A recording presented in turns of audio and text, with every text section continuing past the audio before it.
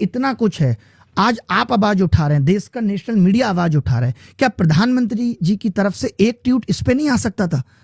आप लोग happy birthday खेल लेते हैं, आपको ये याद आ जाता है कि आज राजनाथ सिंह का जन्मदिन है, विश कर देता हूं। राजनाथ सिंह को ये याद आ जाता है कि जी मोदी जी ने विश किया है, उनको थैंक यू लिखना है और ये बताना है देश आपके नेतृत्व में बहुत आगे जा रहा है। ये लोगों की अपनी एक दुनिया हो गई है जिसमें इनको लगता है कि देश बहुत आगे जा रहा है, इनको देश की जनता या उनके मुद्दों से कोई फर्क नहीं पड़ता है। आप देखिए मोदी जी का एक बयान जिसमें वो कह रहे हैं कि आज से 10 साल पहले जो महंगाई की दर थी और जो आज महंगाई की दर है वो बहुत कम हो गई है।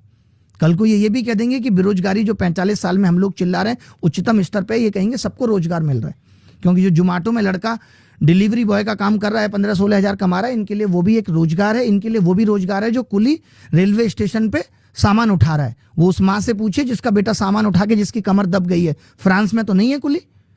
यहाँ मजबूरी में अगर आदमी 2 वक्त की रोटी चलाने के लिए समोसे और चाट का ठेला लगा रहा है, बारिश के मौसम में वो भी नहीं लगा पा रहा है, ये उसे रोजगार कहते हैं? शर्म आनी चाहिए कि इनके तो 75 साल में भी सपने पूरे नहीं हुए और यहाँ एक हुआ जिसको देश को आगे के 30 साल तक चलाना है और आप उसके सपनों की हत्या कर रहे हो। सरकार कितने साल की है? 5 साल, 6 साल, 4 साल।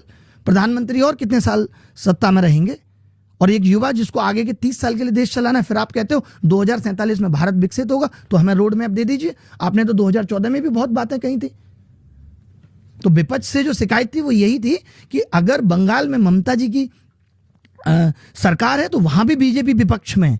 तो मेरी उस विपक्ष से भी शिकायत है कि बंगाल में भर्तियां कौन सी ठीक तरीके से हो रही हैं, यूपी में समाजवादी की सरकार है तो वो भी सवाल करें। और सिर्फ सवाल करना अब नहीं है, अब क्या हो गया, सवाल कर दीजिए, रील कट गई, डल गई, व्यूज आ गए, दैट्स इट, काम खत्म हो गया। मेरी तो इस चीज के भी लिए